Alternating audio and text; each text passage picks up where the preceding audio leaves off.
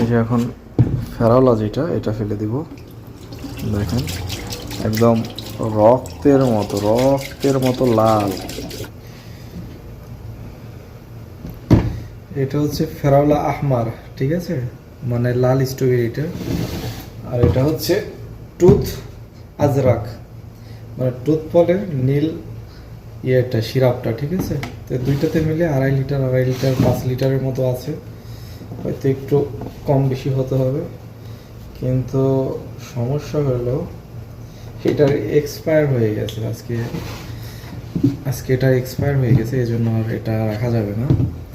আর বাংলাদেশ হলে তো এগুলারে চালাই দিত, ঠিক আছে, কিন্তু এটা তো আর বাংলাদেশ না, এগুলো এভাবে চালানো যাবে না এটা। এই জন্য আমি এটাকে নষ্ট করে ফেলতেছি। দেখেন কালারটা দেখেন, শুধু কীরকম কালার। এখানে এটার কালারটা দেখেন খালি কেমন এটা, ঠিক আছে।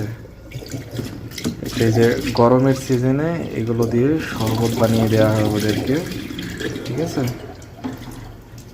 আর ওটা কাস্টমারগুলো খুব মজা করে খায়। এই যে এখন ফেরাওলা যেটা এটা ফেলে দিব।